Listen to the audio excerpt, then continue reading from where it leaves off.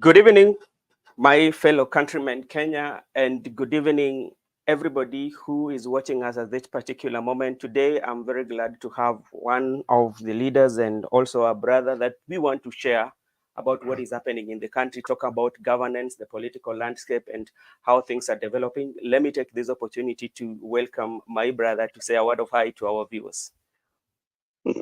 Yeah, good evening, ladies and gentlemen. I'm Honorable Ndia Kennedy, as usual, the coordinator of UDA South Nyanza region.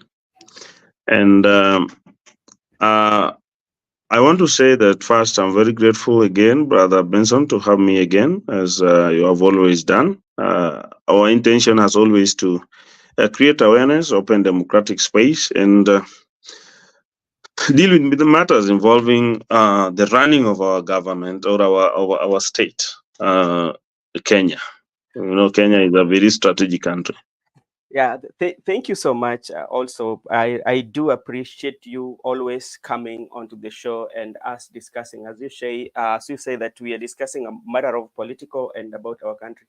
Now, for at least now 3 weeks to around 1 month, we've had a protest that has been going on, especially we call it peaceful protest. What do you make of it? Yeah, thank you. I look at it in terms of three angles. One, as a Kenyan who is actually who actually understands the space of the rule of law in the country. I want to say that Kenyans have been enlightened to the extent that when we promulgated the Constitution 2010, we gave unto ourselves the structures and the constitutional design, the leadership structure and architecture of our constitutional dispensation creates the rule of law as a very important component of our constitutionalism. And Article 37 forms a very big part of that, where persons or Kenyans are allowed to picket or maybe demonstrate where they feel certain rights have been infringed on. The only main challenge we have is that Kenyans want to read the Constitution in parts and they don't want to read the whole of it. So you find that they went out on streets based on the challenges that they were saying, especially emanating from the finance bill. Yes. Which actually most of them claimed that was not going to be good for the country. And being that we have perennial problems that we have had in the country, which are mostly systemic, they put out their rage and went on the streets, were willing to do anything. They even reached to the level that they interfered with the sanctity of our parliament by invading it. Certain institutions were interfered with, like the office of the Chief Justice, the office of the Chief Justice, even the office of the governor in Nairobi. But that notwithstanding, it was a voice strong enough, and I'm happy the president listened to them. And despite the fact that Parliament actually passed the finance bill, the president actually found it necessary to listen to them and deferred the implementation of that particular finance bill. And it has continued to the extent that everyone now is asking what next with these Gen Zs, because what took place now was slightly more than Gen Zs, and many Kenyans who have got different grievances have been airing them out in different platforms, and we have reached this level where today the president has even managed to dismiss all of his cabinet and now utilizing Article 152 of the Constitution to propose new other names which are actually to be sent to Parliament, which are already sent to Parliament, which are again going to be vetted for purposes of being hired into the offices of CS, that is the cabinet secretary. So together with the Attorney General, though that is the cabinet. Basically, many people have argued whether what happened was dissolution or otherwise dismissal, but actually it was dismissal of cabinet, which is having resultant effects of dissolution, because it rendered the cabinet unfunctional, and that it couldn't function despite the fact that two members were left together with the president. So I am personally persuaded to the extent that when exercising our rights under Article 37, there are much that we can look at in terms of other rights which accrue based on the Constitution and the Bill of Rights, including Article 40, which is very instrumental in protection and promotion of ownership of properties in the country. That is, rights to property, because you realize that during demonstration there was a lot of destruction of property, in fact, including loss of lives, which is actually supposed to be protected under Article 26 of the Constitution. Okay, thank you very much. There's few things that I want to follow up with you that you've mentioned. One, you've mentioned about invasion of parliament, and one would argue that the result why the parliament was invaded is because the people that were given power to talk on the behalf of the people did not listen. So they were going to take their power back. That is one. What do you say about that? Yes, we know Article 1 of the Constitution does provide for sovereign right of the people, belonging to the people, and that they can exercise that right either directly or indirectly through the democratically elected representatives. The Kenyan Parliament constitutes such persons who are elected directly and now are delegated duties of legislation, representation, and oversight by the people. And so, in processing the finance bill, they were carrying out their legislative function. And so, the public, maybe a portion of the public, felt that they are not acting in accordance with their demands or their needs. So maybe they took their rage to parliament. But I think that what should have happened is that if they had petition, then they should have presented petition to parliament in the procedural manner. But it's okay. Always, sometimes wengi wape, usipowapa wanaweza chukua kwa nguvu. So they decided to exercise their right directly. They went to parliament, but that did not stop the process of legislating that finance bill. Finally, it only took intervention of the President, William Ruto, because he listened to the people and said, fine, for the sake of the interest of the people and the country, I defer the implementation of the bill. So he actually never signed it into law.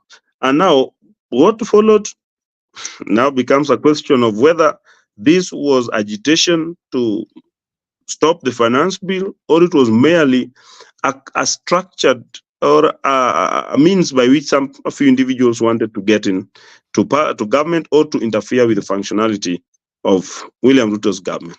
Okay, thank you so much, Mr. Ondiek, because you've elaborated so many, and that's quite much understandable.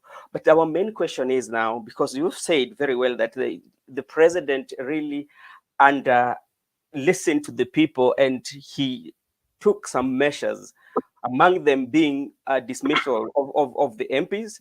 Yeah, that was one. The cabinet, dismissal of cabinet. Dismissal of the cabinet. Secondly, was also conceding and say, okay, we are not going to use the finance bill. But now the bigger question is, now it's coming, that what has transpired after that? Because there were demands that the Gen Z were raising. One of them was about the accountability, about good governance, yeah, about the opulence and the lavish life that the members that were given power by the Kenyans to serve in the offices were not doing that.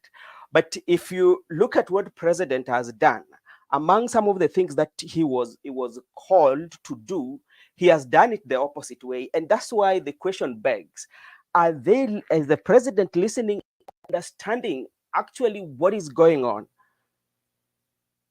Yeah, one, I want to tell you that we have also to remember that as a country, we are a Republican democratic system. And we are a constitutional country. We are a republic which is governed by the rule of law.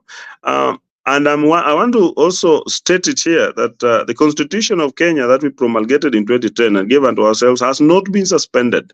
And while we, like I said, while rights accrue to you at a particular article of the Constitution based on the Bill of Rights, we also have to understand that there are duties or obligations that come with that particular right. For example, we have at Article 24, or talking about limitation of enjoyment of rights. You know, when you're enjoying your rights, to what extent do you have these rights done? Now, the President of the Republic of Kenya, under the Constitution, at Article 152, has the powers to elect, to appoint and nominate. That is, to nominate certain persons to take to Parliament, and the Parliament will do the vetting process and return them to the President for appointment. Now, in asking the President to reshuffle his cabinet, actually they did not ask the President to dismiss the cabinet. They asked the President to reshuffle the cabinet, meaning that there are certain members. It's also unfortunate that maybe the President is grappling with the situation which has been caused by maybe personal life of certain individuals, but I want to say that as a country, we need to always look at the bigger picture.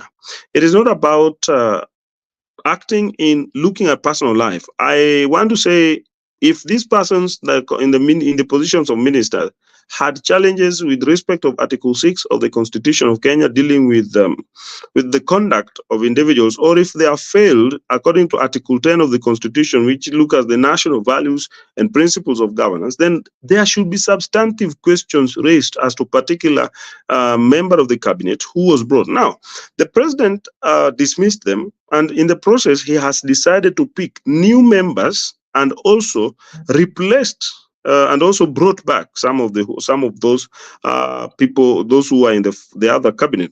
I want to make it clear that dismissal by the President did not amount into impeachment. So they were not impeached.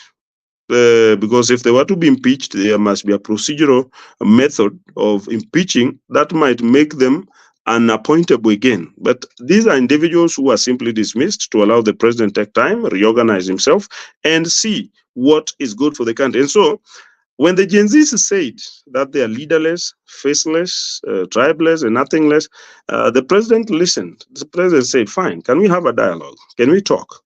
The President availed himself. In fact, you have seen the President has invited media houses to the State House. He has also invited even the Gen Zs, the young people, to the State House. Some of them, he has even availed himself on X, where he said, fine, let me come and listen to you. I need to know what Kenyans are talking about. They have not been there. Now, the main mistake that this Gen Z generation have done is that they have gone out to fight, but they don't know what they're fighting for or what they want, because they were given opportunity to present their grievances, but they didn't come out to present them. Now, the President it was at a fix. He has to get someone to talk to. He has to find people to allude to, and this is why the President brought in what is called the broader governance structure, which now the broad-based cabinet, which now he has invited certain members who are having opposition persuasion, so that they join in government, so that they can have a strength of reasoning, so that if there is challenge of regional balancing, then it can be taken care of by this. And I think the President has just done what any other reasonable human being could do. Now, I have questions with the challenges. If the Gen Zs were saying that the living condition is very hard, they have already spoken. The President has heard them. I think now it's high time they gave time to the President so that he can take a few actions which should be seen to help in reducing the cost of living, reducing challenges. About corruption. Corruption is a menace. I think what we do the other time when I was talking about corruption in this country, you see, corruption is a menace which I want to tell you is not Ruto created. It is not Uhuru created. It is not Kibaki created. It has been system created. And when we look at system, I explained, and I'm going to endeavor today, that I'm going to belabor myself today, also to explain that problem of corruption is not even about the ministers. It is about the system. And there are four people which I've always said. We have a procurement officer, we have an accountant, we have an auditor, and we have investigating bodies in line of graft. These are the four individuals, four institutions in this country, which once they will have said no to corruption, it's not about who becomes the president. Some other countries, do you talk about corruption in the United States where you are? No, because they have created systems which are working in eradicating corruption. So we need to come back, have a national dialogue.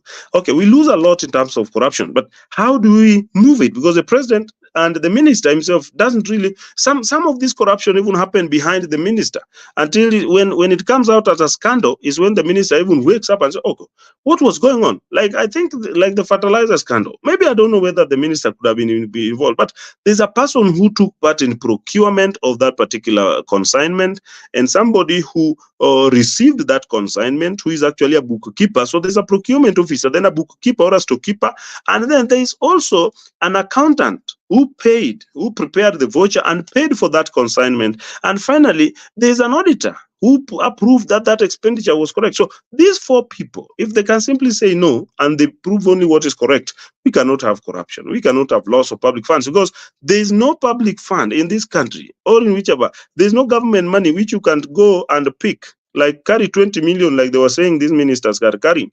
You cannot go and take 20, even 10 shillings of a government. You cannot take without an approval of a particular individual. If these individuals who make approvals can help our country, then the presidency will be there just to oversee the policies and implementation of these policies. Okay, thank you so much, my brother. And I want to bring for you, you say that the Gen Z, they're saying they're leaderless, they're tribeless, and that is a fact. That is what they're saying. At some point, they will have to have a leader. But my question to you is, when the Gen Z went to the street, I don't think that the Gen Z went to the street to question who is on the leadership, but they went on the street to question what are you doing with what the leadership that you've been given. And you know for a fact now that what was happening was the bill itself, the finance bill itself was not good enough for our country that was there. We have also the way the accountability. Yeah, let me just finish.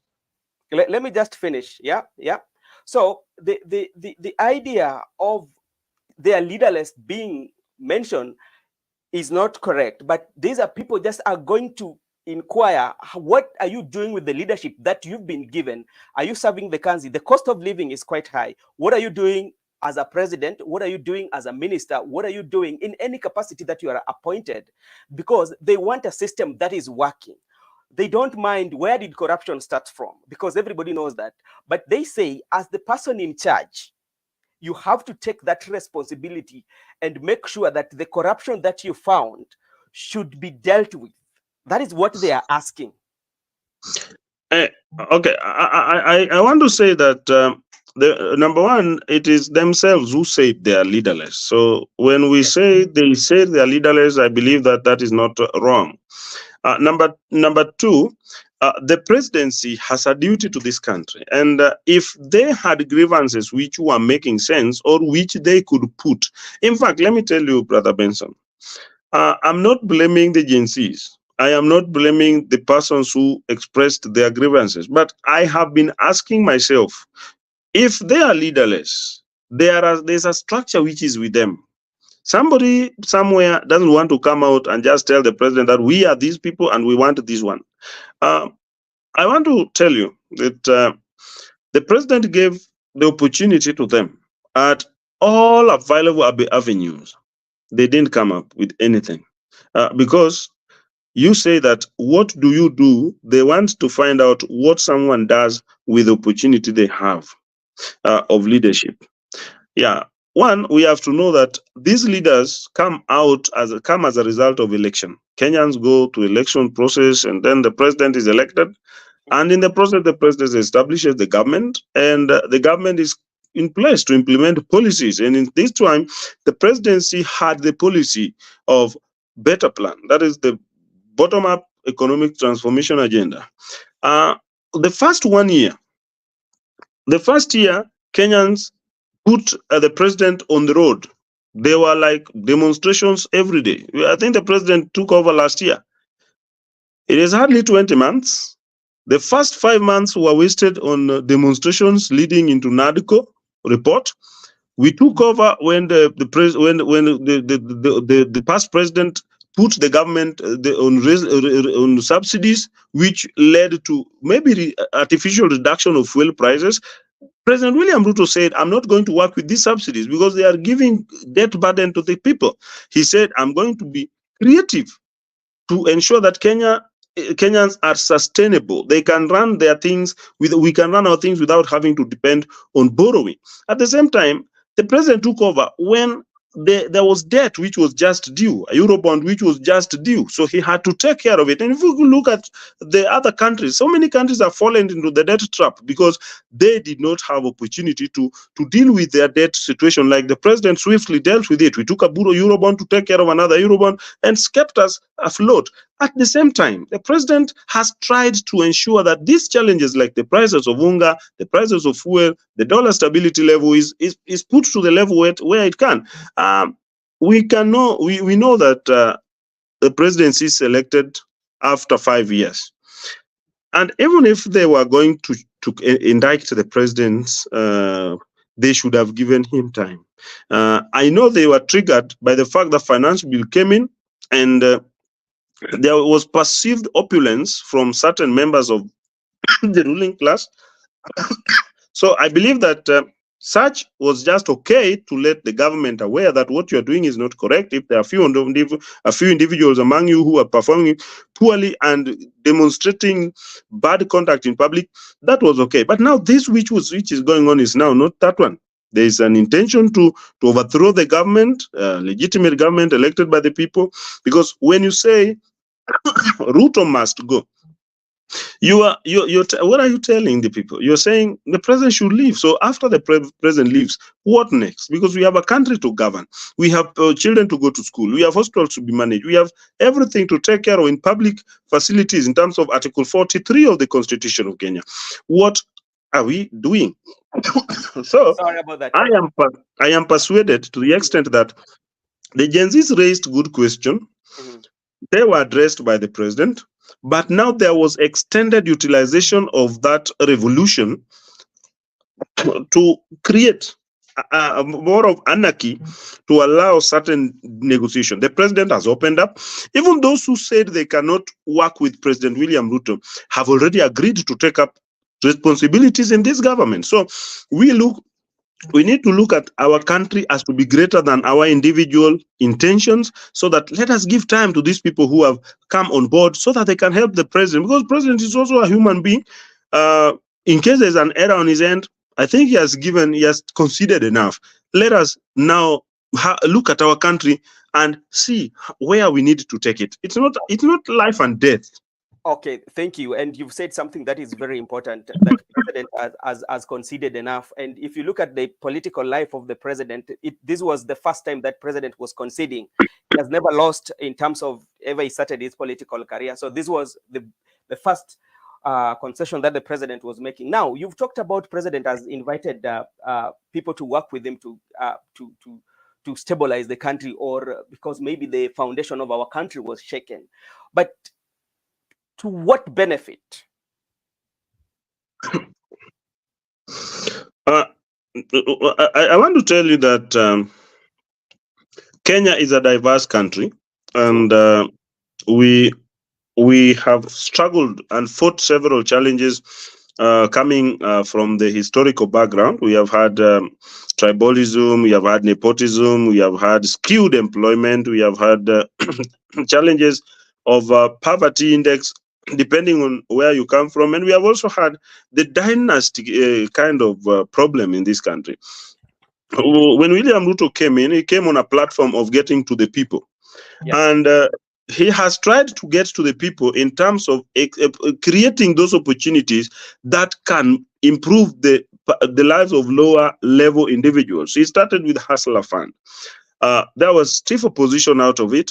he came in with the housing development, which actually answers to Article 43 of the Constitution of Kenya, because Kenyans have a right to good living conditions. He actually is addressing that with numerous housing projects going on. And in the process of this numerous housing project, he's creating job opportunity for those youths who are otherwise not able to get opportunities elsewhere. But now, I don't want to fault Gen Zs, because personally I've not seen what progressive list of demands they have brought. In terms of their demand, they have indicated general demands which actually are not strategic in terms of putting our country forward.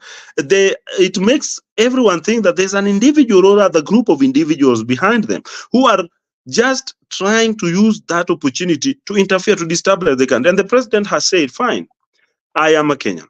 You elected me. I may be wrong, I may be right, but sometimes it's not about being wrong or being right, but it's only being correct for the sake of the country. What is this that you want me to do? Now he has brought back other ministers. Now the only thing that should be done, we have three arms of government. Parliament is there. Let these names be vetted by Parliament. The president is only waiting outcome from Parliament. So let members of Parliament come to their duty. Let them vet them. If they are wrong, fine. If they fail based on certain things, like I was hearing somebody raising gender issues, the president has not finished naming his cabinet.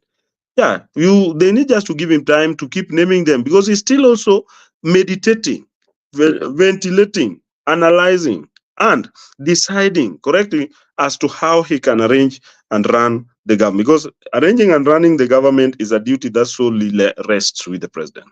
Okay, thank you very much. You've talked about, especially like when it comes to the nominees that have been president has put forward that are going to be vetted in Parliament soon, and we are seeing the oppositions, the members of opposition. Four of them have been nominated by the president, and this raised the question of constitution of our country, because remember, this is a country that fought for multi-party democracy.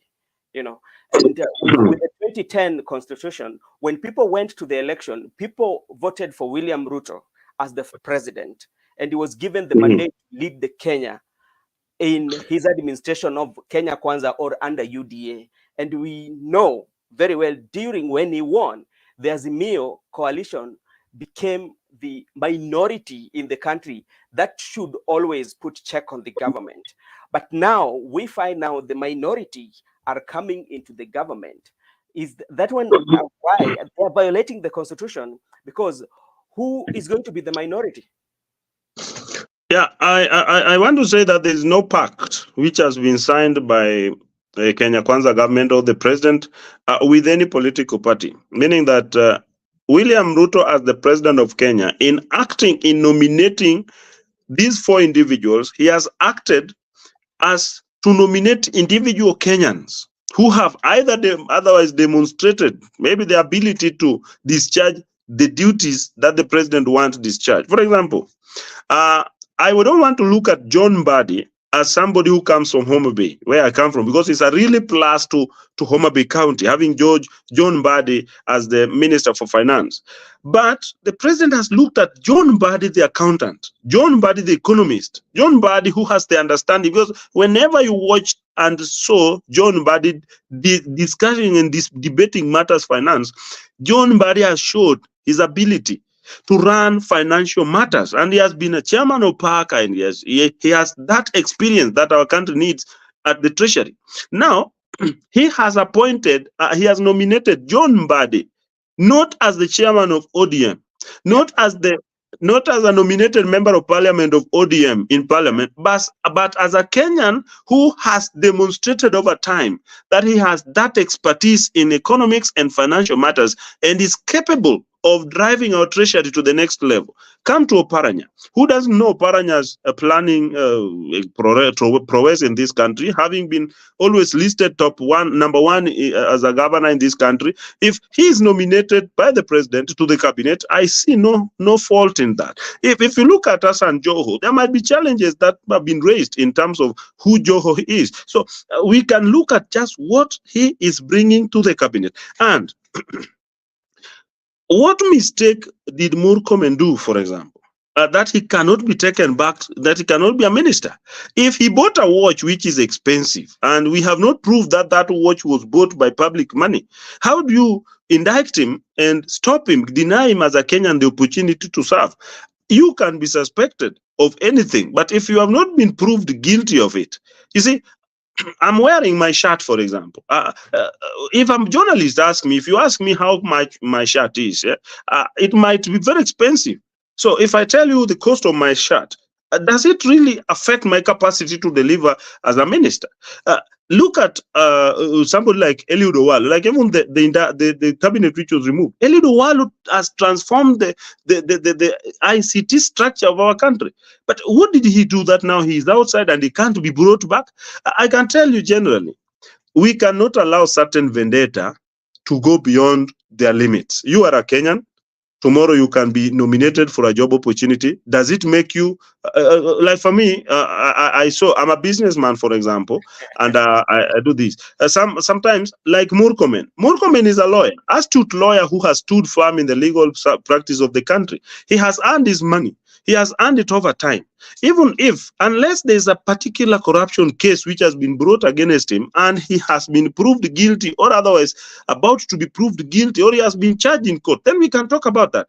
You can't charge me by the watch I'm wearing. There are people who are not in government who are also wearing even watches which are too expensive than even those ones. There are people who in outside government who are driving cars which are more expensive than these ones. How do we want the public service to be? We need also to give people, we are young people, like Murkom is a young man. If he's wearing a watch which is expensive, what is wrong if he shows it somewhere where he's asked to? Let us not give a dog a bad name because we just want to kill it. Murkomen has not committed any crime that cannot make him be a minister. Finally on that, just on that, Mythical Inturi, for example, was indicted in parliament. He was charged with matters relating to fake fertilizer. He was taken to court. The procedure, we are a country where we are run by the rule of law, which requires that Article 49, that when you are arrested, there are things, you have rights. But when you are also accused, at Article 50, you have rights of the accused person, right to fair trial. He was taken to parliament. Parliament actually ventilated the matter and he was not found guilty. And the people who are who took part in that particular crime are already in court battling their cases. How do we just judge like that? We cannot have blanket judgment. Okay, that's okay, but like it requires your conscience as a man. If you feel that you've been accused falsely, step aside as they do investigation. If you're not found with anything, you come back. You've talked about Murkomen and giving a Murkomen with the ICT or all these individuals or all these leaders, they were appointed by the president, but none, like take for example for Honorable Owalo, nobody has talked anything about Mr. Owalo. And if you talk about ICT, you could listen to young men saying that, okay, Owalo should come back because what he has done for us is seeable, And this is what the public is saying. The public is the one speaking, the public judging you. And we have also clipped, not even once, we can remember there were clips that a member of Senate was accusing him of corruption. You see, now let me bring you to the gist of this. Eliud, for example, let us talk about, I don't know, yes, Kenyans said Eliud Owalo is supposed to go back as a minister. But you see, because Kenyans have created a volatile situation that the president must take care of, it has forced the president now to involve members of opposition. Like I questioned somewhere, John Mbadi is qualified seriously to be Minister for Finance, and I applaud the president for that particular choice.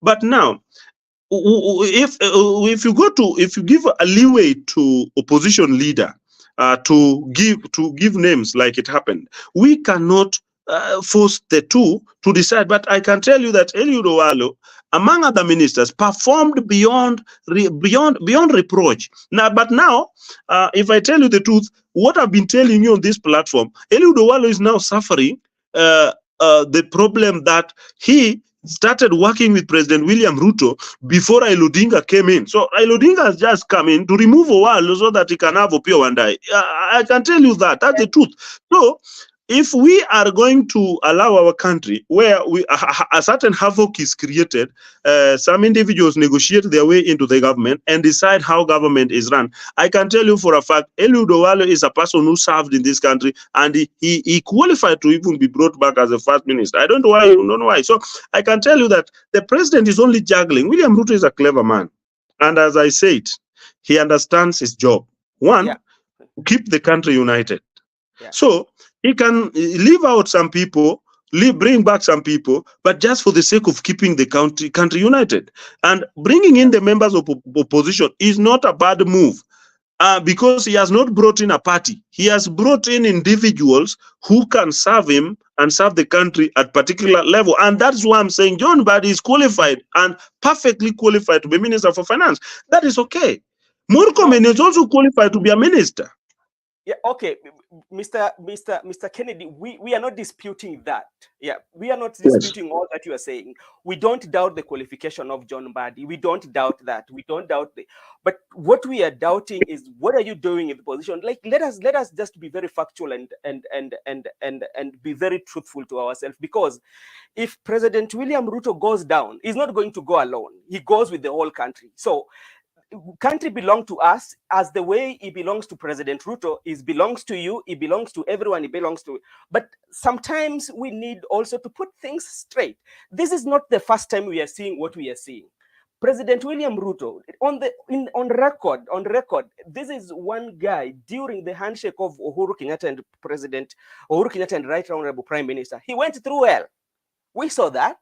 And the same thing is repeating itself. And who suffers? The majority of Kenyans. So it's not the first time. So why can't we make things clear? We don't lack leaders. There are so many people who are qualified, who knows about the accounts and all that, the things that you've counted, yeah. But why are they not given Therefore, when we come to those problems, my brother, then there's only one person who must be called to order in this country. Not one that person. One person. All the political class. All the political class has to be called to order. Okay, now, are you going to call them to order by throwing the country into anarchy? By demonstrating every day and not letting the government run? No, we are not going to throw, the country is not going to be thrown in anarchy. One, because there is a binding agreement that the country have with these people. This is constitution. And in the constitution, there is talking about that distinguished level of government and level of governance. It is there. Yes. It is there. And why is it that we don't follow it? Because let's say, for example, right now, what has been befalling us in our country, one, we have issue to deal with the corruption, which me and you agree, it did not start with the administration of President William Ruto. Yeah, that is there. We are talking of austerity measures. We know the finance bill, the president has withdrawn the finance bill. How are we going to collect our finances? What modalities are, let's say for Mbadi, because it's coming in the treasury, what kind of the modalities is going to bring in new modalities to collect this revenue, whereby the people of Kenya are not going to complain? Yeah. Okay, now, Brother Benson. Yeah. I argued, and I've always argued that the country must be run using resources, and these resources must be collected in a form of revenue, and revenue comes from different sources. One of which, the greater one, is taxes. When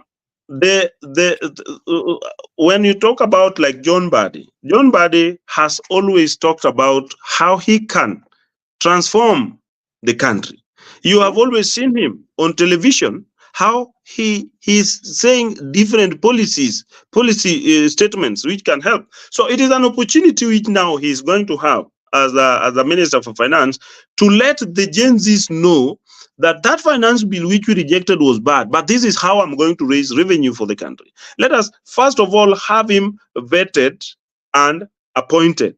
Then now he can explain to Kenyans, now that I am Minister for Finance, I am going to do this. If it's about transport, a person has been nominated who's now an engineer in that cabinet, a good engineer. They said a lawyer cannot be made Minister for Roads, and now there is an engineer who has been nominated. We have professionals. Oparanya has proven several times that is a an erudite and a very sharp person who can do something. We are waiting to see what now he's going to bring, because he has been invited as Oparanya. He has not been invited as the deputy party leader of ODM. So I want to plead with you and all other Kenyans that we have a country to run. We cannot create anarchy and then we still have a government to run. The most important part of our engagement should now be, okay, we have raised our issues as Gen Zs. We want to give time to the president. We see. I was in some channel with some of the people who are perpetrating this. People like Eric Omondi and some of them. I was with one of them on a channel like this. I asked them, what do you want? The president has asked, what do I do? They have no proposals. They are only having statements of chanting, rebellion. They call it revolution. Kenya is at a level where you cannot force that revolution. You can only put up an engagement, because we are not going to lose it to anarchy like Somalia, like South Sudan, like whatever. We are a country that has grown through post-election violence, through colonialism, and we have the country today. We can only address our challenges, and we have a president who has come out and has said, fine, I am here for you. I will listen to you. I will talk to you. The only challenge, the problem, the dilemma with the problem is that he gives opportunity for the discussion. They run away. The president has said it himself, and everyone knows that he went to X, they ran away from X. He called for national dialogue, they say they don't want to dialogue. He called. So how will your grievances be met? And the worst bit, Benson, this revolution is being guided by people like Miguna, who is ever writing on platforms, social media, is writing everything every morning, every time. Now, somebody like Juma is called what Juma? This one they say they talk to on X or whatever. They let Juma. Jacob Juma. How do you tell us that our country is going to be run by the spirits of Jacob Juma? That now we have a president who is in office, and then you want to tell us that some spirit of Jacob Juma is guiding you on how to do things. Every morning you find social media, they have brought different demands, they brought different things. You don't know who is bringing these demands. How can we have a ghost, some ghost of a person running a government, and then you want the president to abide by that? And then suddenly, like now, they were saying go to Occupy Airport. Why were they going to Occupy Airport? They want to engage government on a cat and mouse game. In the process, we lose revenue. People lose their working opportunity. Children want to go to school. Parents can't get revenue. And then you want to tell me that is how, if they were having a structured leadership, they would say, fine. They let the leader go and say, now we have interfered enough. Let our leader talk. They have said they are leaderless. Now, finally on that, if you look at revolutions, you cannot tell me that a revolution is led by nobody and that you are having the spirit, because they also know among themselves that they have no capacity to be stringent. So they can't bring out anybody because they suspect themselves also. So they don't even trust themselves. How can you bring revolution with no leadership, and then you want to tell us that the president must go? Then you are telling us that you have no leadership. Who will take care of our country? If they can't even trust themselves in that their process and appoint their leader and give us their leader and let the world know who their leader is, then it means that there is no person at all. So they are confirming to us that even in themselves, the millions as they call themselves, they don't have anyone they trust who they can send. They are saying they are going to be. It means all of them are capable of being bought. So they are telling us that the only person who cannot be bought in this country is only William Ruto. So let us trust William Ruto as the president, because he's the one who cannot be bought. For them, they have said all their leaders will be bought. So they don't want to bring them on the table. Let them bring their leaders on the table. We want to see them. If they feel they will be bought, then they must know that being bought then is a natural problem of the country and is not instantaneous problem by William Ruto. Okay, now this is what this is somebody saying this is my favorite get, but I disagree with him. Nice conversation. Somebody's disagreeing with you. There we have somebody saying these are Kenyans who are saying, what can Joe help this country while the only thing he does is partying with his Warabu friends? Because these are the Kenyans. These are things that they are saying. Let me tell you, Joho is a Kenyan. Having been a governor at a tender age, and he has earned his money in business through process. What do you want him to do with that his money? So many Kenyans are throwing parties every day. Yeah, I throw a party. Don't you throw a party? If Joho has got his money and he has thrown a party to his friend and he's Mwarabu, so do you want him to throw a party to Luo and he's not a Luo? He can only do a Rabu friends. Let us be honest. Let us first of all understand that being a minister or being a leader, number one, you are a human being. You can drink alcohol because there is no law in this country saying that if you are to serve in a ministry, you must not drink alcohol, you must not dance, you must not sing on TikTok. You must. These are Kenyans who must also enjoy their personal life. The only thing is there are conducts and code of conducts which govern particular positions. Like when you are an advocate of High Court of Kenya, we don't expect you to go into the court dressed in a t-shirt. That is a code of conduct. Now, the Joho, the minister, we must understand this. Joho, the minister, Joho, the governor, Joho, the man, who must also enjoy his life of hard-earned income.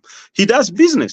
Just likewise, I talked about Murkomen. We cannot judge Murkomen simply because he went to Obina TV, like now we are with you, and then Obina asked him, you are wearing a very good watch. How much is your watch? How do you judge him for saying, okay, this my watch is costing this? Then now Kenyans want to say, oh, that is opulence. Can I ask you a question? Have you been to clubs in Nairobi? There are clubs where people drink very expensive alcohols. People, and they are not Kenyans. Why is it that when someone, a young man, like now, let's say Governor Fonandi is a very young man. See, he still has some youthful life to enjoy.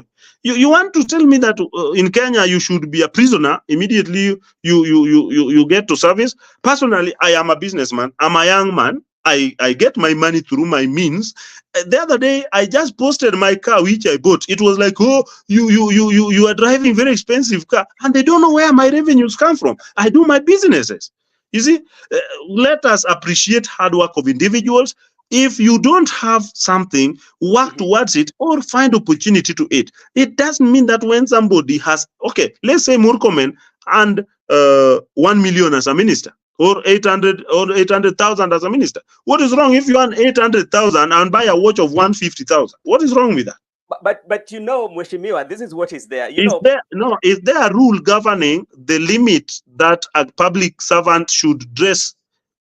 Yeah. No, there's no rule. But also something that you also have to bear in mind is that the world we have today is very digital. Once you buy something and they see the logo or they see the brand, they will Google and it will give them the exact price. So that's where the problem comes.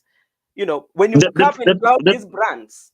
The problem is not exact price. What's the problem with exact price? Do you want people to steal? For example, I buy an LX 570 Lexus. That is 9-point-something million. Yeah. They have not asked whether I did some project which I actually worked for, which is almost 70-something. So must I not go to the life I want? After all, or maybe can we enact laws so that such particular expensive materials should not be brought in Kenya? Because once they are available in Kenya and a Kenyan can purchase them, what's wrong? So now let us come back to the bigger picture. Yeah.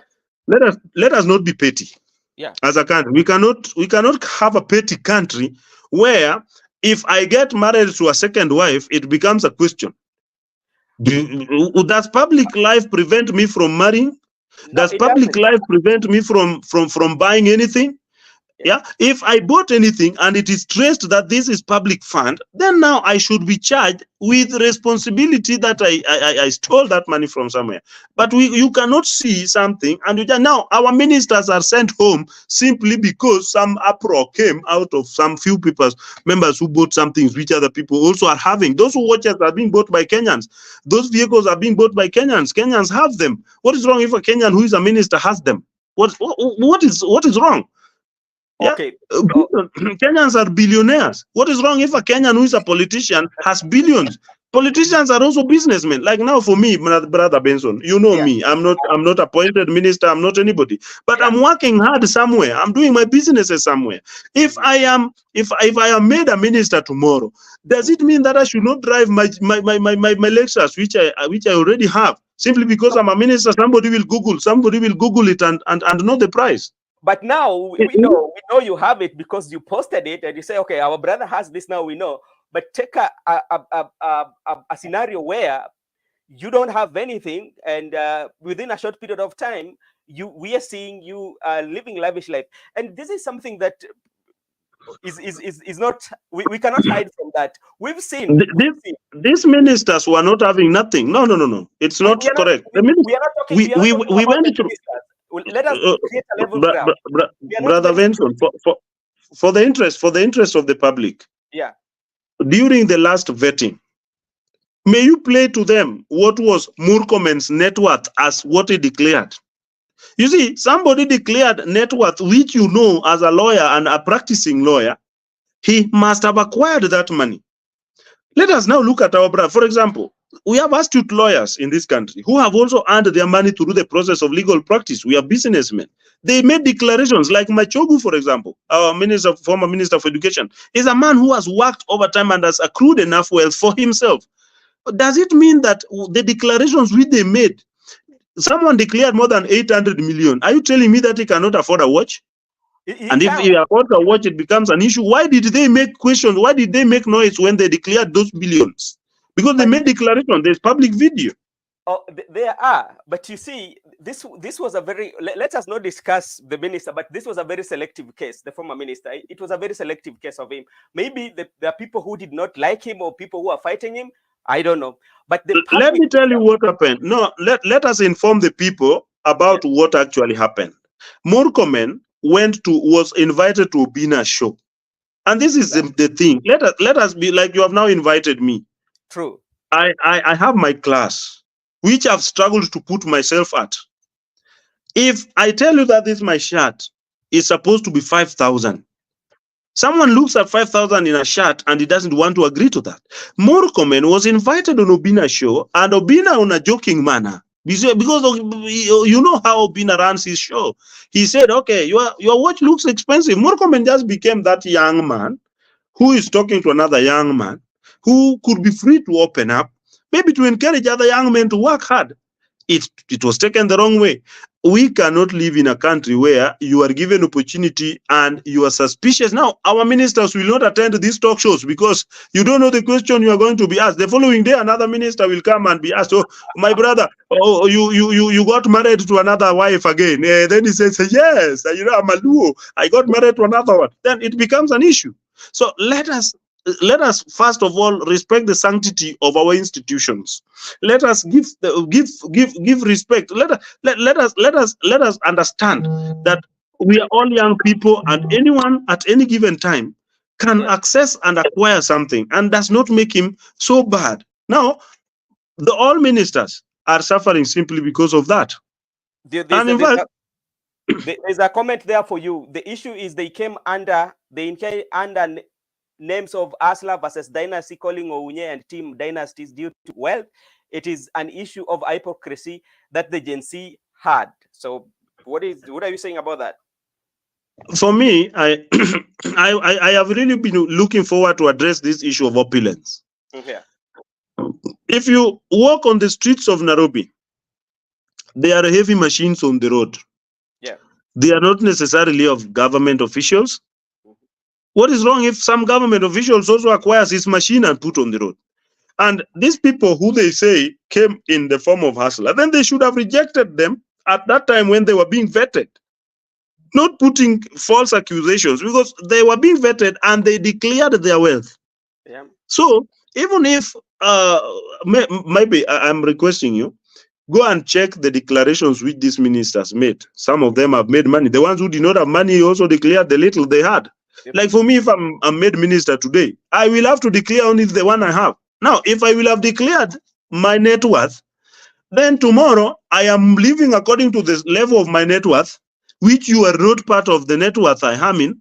Then the Gen Zs want to start telling you how to live your life. Now that the way, let me tell you, for example, I personally, when I go to a club, I do double black, for example, or I do Hennessy, or I do something like that. So if I become minister, should I not drink my Hennessy because the minister has put me to prison? No, it is not possible. But you know, Mr. Ndiek, for me, I just want a realistic situation. Is it that when somebody's made a minister, he's not supposed You see, to eat at Kempinski? no, that is not the case. What is the case then? The case is we for somebody to raise a issue about you, there's something that is wrong, and let's come out of that opulence. But that is something that is there. So let's come now to. You see, coming out of opulence is the baseline of these Gen Z things. Gen Z.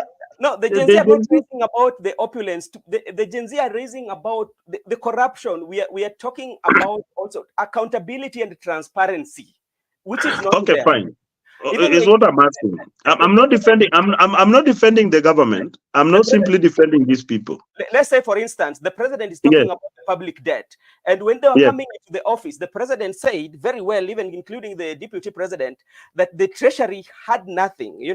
But for the 2 years that he has been in office, he has not told us that what did they find and what is there, what is it there now, and the public debt that we are talking about. He has not come out to tell us. No, but okay, fine. If the people asked that question, why didn't they wait for the answer from the president? Because the president said, fine, you are going. For the last 2 years, how long is the president going to tell us, Mr. Ondieki? I analyzed to you the William Ruto's presidency. When he came into office, first he was taken to court. After being taken to the streets, it took around 5 months. After that, the president started reorganizing himself. He had to face the debt of Eurobond, which he had to deal with. In the process, there were hiccups and issues which came in. This is only the 20th month. I don't know whether it is 20 months because it's not 2 years exactly since William Ruto took power. We are almost 2 years. No, why then did we write a constitution which gives 5 years for somebody to account for the period of service? Does it mean that no? Can I ask you? Does it mean that the constitution was suspended immediately William Ruto took over? That for him he has to be judged in 2 years. No, we are not judging him in 2 years. We're just telling then him what are we doing? If you are not judging him, he has been asked questions.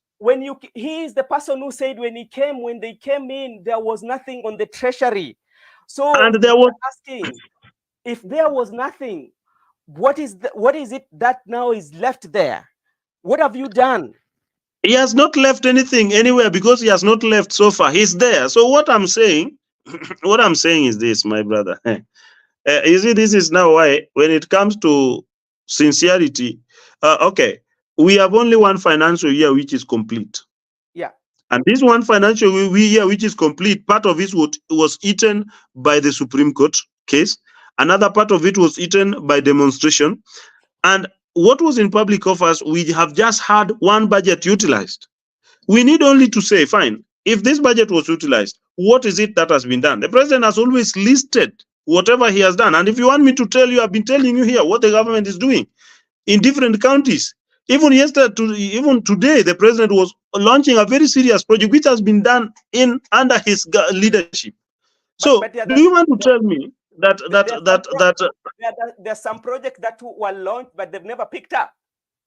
It is because they were launched, but they never picked up, simply because there's constraints of resources. The government is grappling with this and grappling with that. I've seen people talk about, like, brother, I want to address you on two things.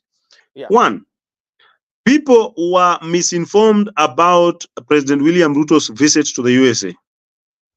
He went and he sought support base where he managed to secure for the country, based on that visit, support base of 600 billion Kenya shillings. I hope I'm correct up to there. It was about 600 billion which we got in terms of support base. In the process, our media didn't tell Kenyans about 600 billion. They were busy telling Kenyans how William Ruto spent 200 million on a jet. That's accountability. That's accountability. And the president said that it was hired by the friends, and you have to declare. Okay, fine. Why have they not asked him to declare what he has gotten from America? Now, that is his responsibility as the head of the state to declare this is what we've had. The same way he said that the money that was used to get the the flight was through the friends. That is the same thing he should be doing, because that is what he call accountability. He's accounting himself. Accountability, my brother, accountability does not mean being petty. You cannot tell me that the president was to go. Now that one aside, that one I can tell you, accountability or no accountability, we focused on 200 million instead of focusing on 600 billion. What is percentage of that? What is the percentage of 600 billion? That is 200 million. As a mathematician, you get that one is almost 0.4 point something percent.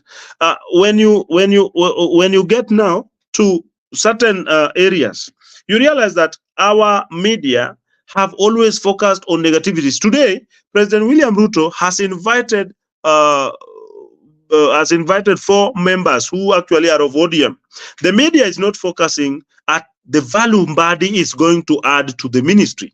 They are only focusing on why Mbadi has left ODM and has come to William Ruto. They don't want to look at the situation the country is and what value Mbadi is going to add. They are only looking at why has he picked. You have today seen Martha Karua addressing press, everyone addressing press, Mara Nani addressing press, because they have, because we have grown to be too petty. We must have we have to be objective. We must start being objective as a country. Or else we are not going to. No, we are very objective. The reason why I'm saying we are very objective, because people are so subjective and becoming so petty. No, because there are times that when the leaders feel they could suspend the constitution. When you look at one of the reports that was there in the NADCO report, they were talking on how they can tame on how to poach leaders from other political parties. Then now, Brother Benson, leadership in Kenya is elective. Meaning that every 5 years, if you want to be an MP of your constituency, make it declare so that you become an MP. You see, you cannot always say who is a political class, who is a member of political, who is born a member of political class in this country. You see, let us not have. You see, my brother. Excuse me. I hope this engagement of me and you is for the sake of the person watching and viewing. The truth of the matter, we cannot be so petty to the extent that once somebody in a constituency, we have only one member of parliament. And it is one position which everybody in the constituency may want to have. We cannot be petty to the extent that when somebody is our member of parliament, then we cannot give him peace simply because he came into election and won. Anybody who is qualified at 28 years old can be a president of this country. Why can't they run to be president? Let me tell you the truth. Do we blame President William Ruto because he is a Kenyan who found himself in a position and became the president of this country? No, do we want to blame? So sometimes our politics has grown too petty. And I'm telling you, we cannot measure in the minor and minor in the major. Let us look at, like now you're talking about President William Ruto's reign. What have you asked yourself? Infrastructural development which is going on in this country, there is a lot which is going on in terms of water, in terms of everything. Are you telling me that now the government is stalled, nothing is going on? Let Kenyans wake up and say, okay, fine, Nairobi City, we have security, we have everything going on. If there's problem with the cost of living, we deal with it. Let us stop being petty. It is pettiness which now, you see, in other countries, a president like where the country where you are in the United States, how much are you taxed? You see, you are in the United States as we speak, and you pay taxes in that government. What do you pay in terms of taxes? Have you ever told Kenyans that, okay, the tax rate in the country is still 14%, and you are being taxed in America to the tune of 45%? Have you told them that one? Then we are on, no, just tell them the truth. In fact, confirm to this person writing this comment here, how much is the taxation rate in the United States? Is it 40%? No, just wait.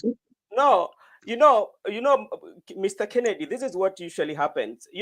When you look at the system that we have here and the system that we are doing in Kenya, it's quite much different, because there are those states. The system on how the system on how the taxation works is quite much different. No, the system in which taxation works there is different simply because you have agreed to it. You have embraced it. Yeah, because if you no, the system, Kenyan system has not failed. Are you telling me Kenyan system has failed? It has challenges. Even in the United States, it has challenges. Even a presidential candidate in the United States had somebody entering and shooting at him.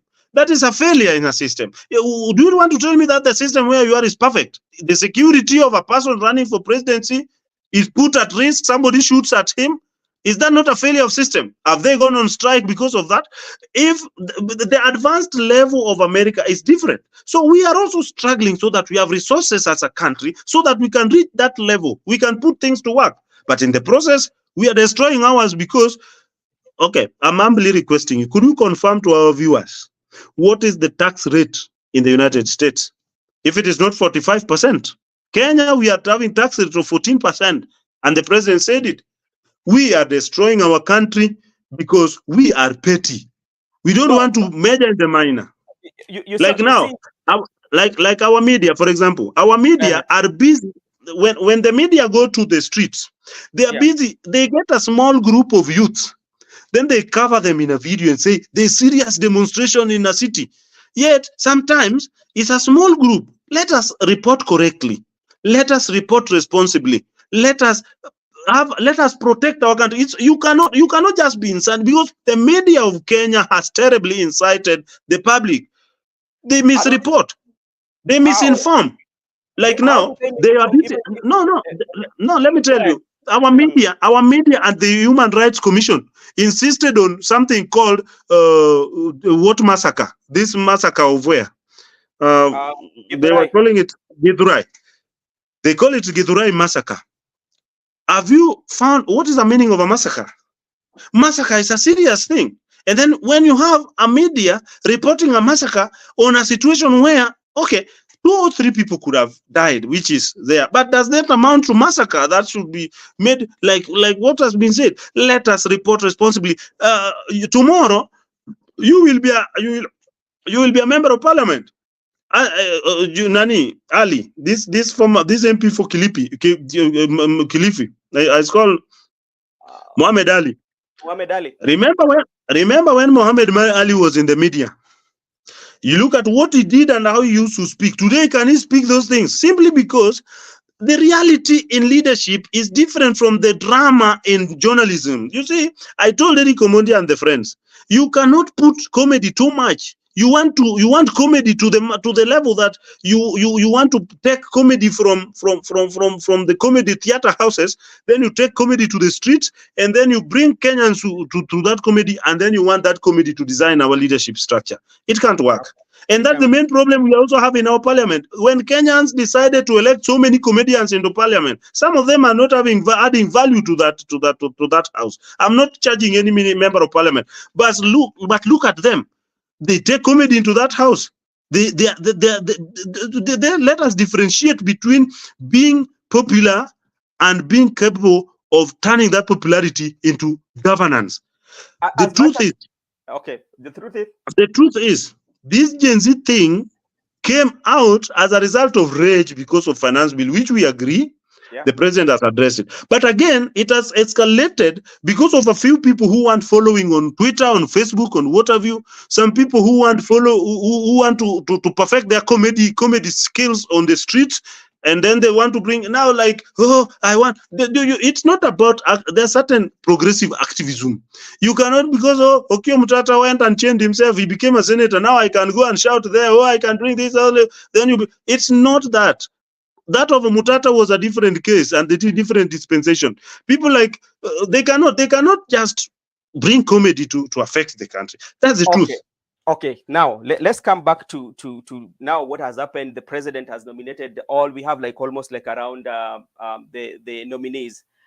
To you, they are now 15. 15, and I hope he's going to go up to 22.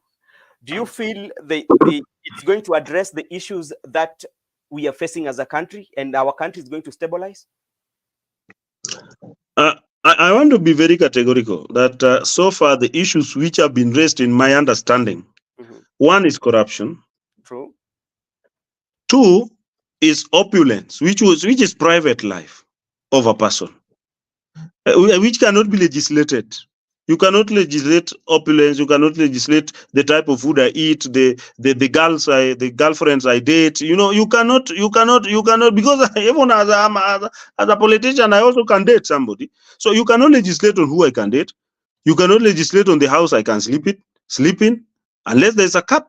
So what I'm seeing in this cabinet, the president has only demonstrated his goodwill to the country. First, he did it by dismissing those who are there. He didn't say that these ones I'm firing and I will not have them back. He simply said, I am sending them home. He's going to think and have multi-sectoral approach, which he has actually done. He has brought back the ones he has brought back. The parliament is there to look at them. When somebody is vetted in parliament, they will be asked questions. Kenyans have also been asked that if there are some particular persons with issues which they don't want there, let them write those petitions, and they are even allowed to go and present them in person in parliament. Let us give time to the due processes and our constitutional offices and also our institutions of parliament, institution of judiciary and legislature and judicial of executive, institution of executive. These members are nominated. They are not yet appointed. True. They are going to be vetted. If there's a challenge with one particular individual, I'm seeing someone say, oh, Mara Kindiki this. Let's something about Kindiki, for example. You can charge Kindiki of whatever people want to charge him with. But we have to understand that there's independence of police today, which we fought for. We fought for independence of police. Once we had fought for independence of police, we took out the instructionary approach from the Minister of Interior and took it to the police. Somebody who should take responsibility if there's any killing on the streets is not Kindiki. It's supposed to be the Inspector General of Police, because we have high power. We let us differentiate the independence of police and the ministry. That ministry is now coordination of national government affairs, including registration of people, management of chiefs and the rest. That is what is now lying there. And Dr. Raila Molo, working together with Waziri Kithure Kindiki, they have modernized that system, where nowadays you find employment of chiefs has been well organized. Employment of assistant chiefs has been well organized. It's not the way it was, where the one you know is the one who. Nowadays it's structured. We have management of provincial administration. That is what is in that ministry. It's not about giving left, right, and center orders to police. It's not there. In fact, Kithure Kindiki does not give instruction to police. Look at the constitution. Look at the role of the independent police oversighting authority, and look at the role of the Inspector General of Police. Why do you want to charge Kithure Kindiki over a gunshot which he did not order? Does Kithure Kindiki give orders? He can only give the policy part of that particular ministry. So let us not indict Kithure Kindiki on a duty which was not within his jurisdiction. That's the truth. Okay. Read the name. Does the ministry have instructionary to the orders to the police? No.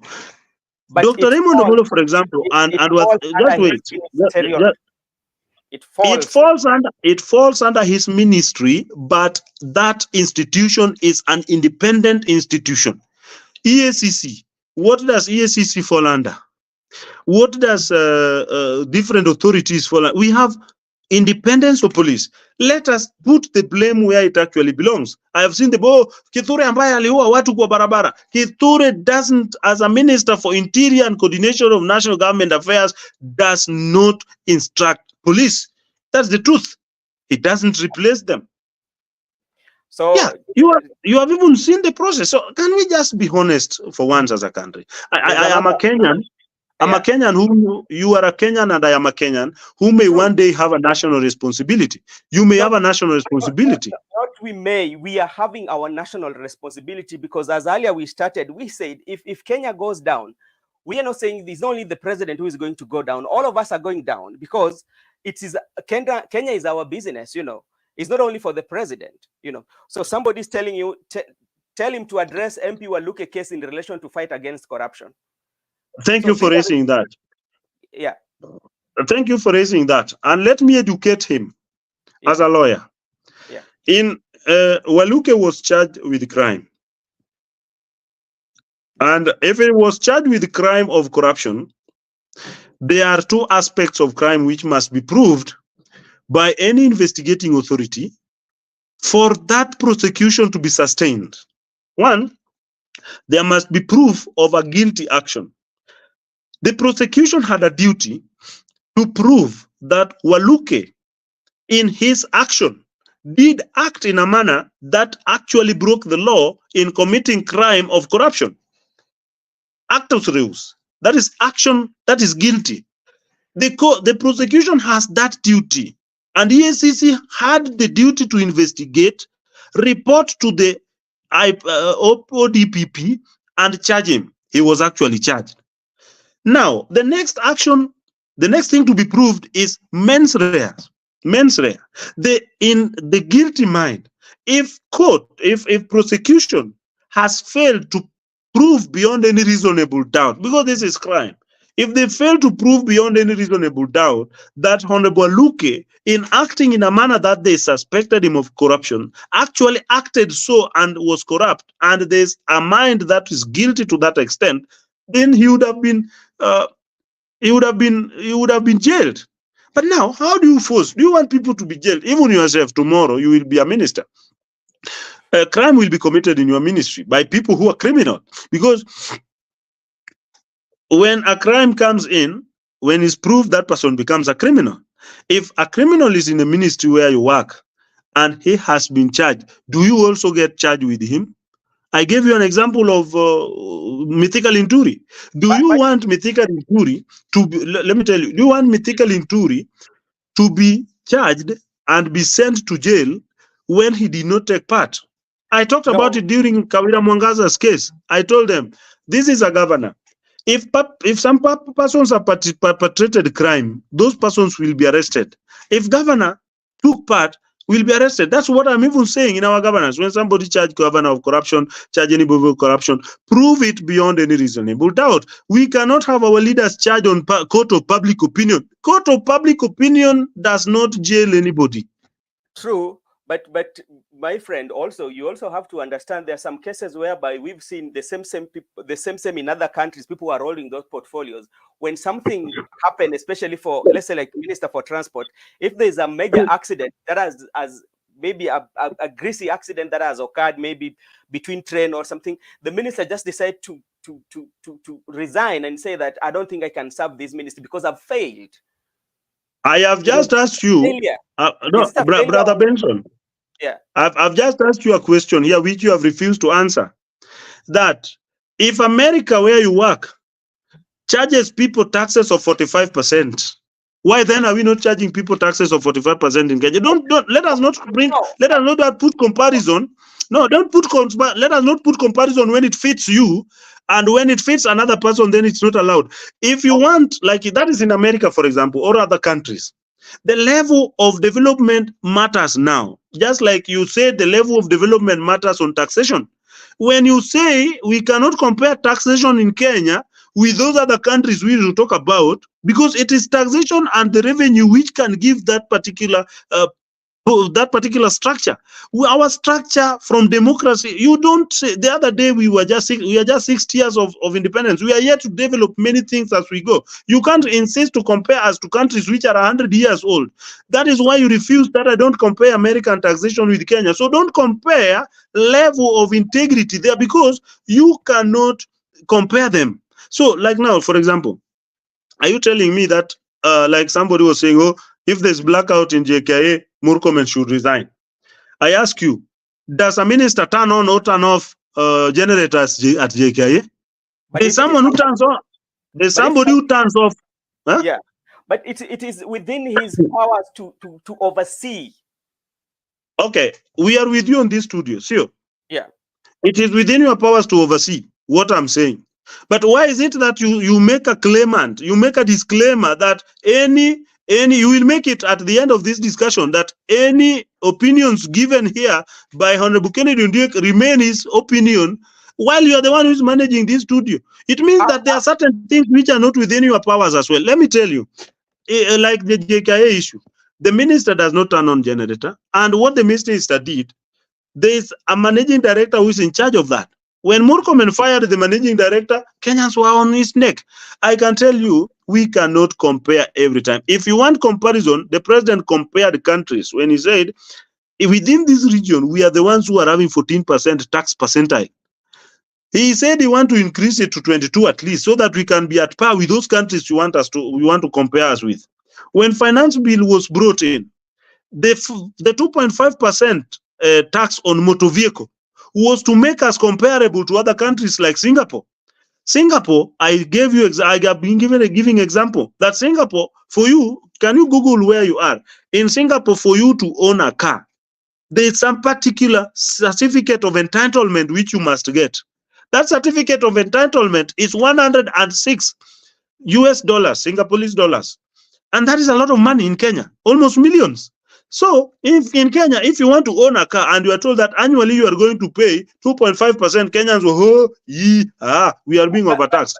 But my friend, also you have to understand that when that Singapore to reach that point, it reached because people really were very true to themselves and they know what they wanted. But in our country, you know very well on how the corruption has get deep rooted in everything, you know.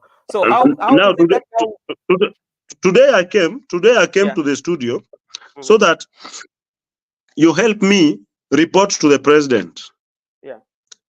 As a young man, how you want the president to deal with corruption. Now I have taken a pen and a paper. Okay. Give me notes.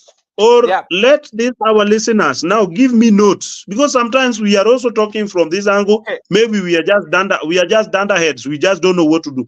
Now, just let me have 4 proposals or 5 proposals on how Kenya and the President William Ruto should deal with corruption. I'll put notes. Number 1, because you see, we cannot pretend to be a know-it-all, yet you also don't have solution. So, may I get solution? Number 1. I want to give you one. If you meet the president on how to fight corruption, 1, employ people with integrity. Okay, now employ people with integrity. Integrity. Don't recycle. How do you want that? No. How do I know you have been getting from viewers? Just now help for the sake of this. And today I ensure that this thing is being watched at a particular level. It was not for my. That's why I came in a suit today, and I insisted I had to wear my tie, because it is being watched by somebody who is waiting for us to have proposals, because Gen Zs have refused to tell us what they want. Gen Zs have refused to tell us what they want. Now we have to come to these platforms so that we get, tell me what I should tell the president, or I tell the management on how to deal with corruption. You have said, number 1, employ people with integrity. Yeah. Help me guide the president on how to get these people with integrity, because every person who has been employed in any department always goes through vetting process. No minister was appointed by the president without being vetted. Tell me, apart from vetting in parliament, apart from vetting process in parliament, help us know how we can ascertain integrity of Kennedy Ondiek when it's going to be minister for dancing. I'm supposed to be minister for dancing, and you are supposed to find that I am having integrity. What is the process that should be done? Because we have been doing that all along, and we end up with people who have problems. No, we've been doing it, but we've been doing it the wrong way. Because, for example, give us the right way. The right way today I put you to task. Today I want to put you to task. Yes, and I'm putting viewers also to task. You see, we cannot just be punching. We cannot change government into punching bags, yet we also don't have solutions. Now you have said employ people with integrity, and the process of us ascertaining somebody's integrity is taking him through parliamentary vetting process. Is there a process? Yes. Now, which process because they have been going through all that process, and we have been having those people you say are not having integrity. So which means should we employ? And we are going to employ on these new ministers now. Which is this one? The people with integrity are people with no history of corruption. Okay. Because there are people who are found to be having corruption, and when they go there, they just pass. Okay, so no history of corruption. No, and I'm taking note. No history of corruption. Yeah. Yeah. This one should be. How do we ascertain this? We ascertain this by doing what we call a background check. Okay. Are you saying that these others did not have background check done on them?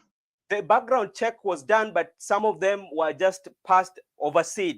Because take, for example, I can give you, I will not quote names, but particular people who have we have people who have questionable certificates. You see, the moment you don't want to quote names, it means you are lying. You see, there's nothing like failing if you quote somebody's name and it is something you can justify, because there's defense by justification. Because if you say this party, because we cannot say some ministers, this is not the challenge. We have decided to put all of you to task.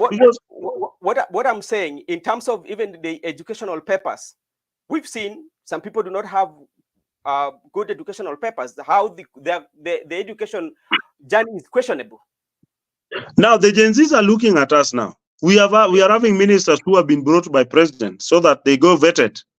Yeah. Let them use this opportunity to go and tell Parliament, because Parliament has a committee dealing with that. Let them go tell Parliament, and when they have told Parliament, let them tell Kenyans also, so that while Parliament is dealing with it, let them tell the people also, because we cannot have people charged blanketly.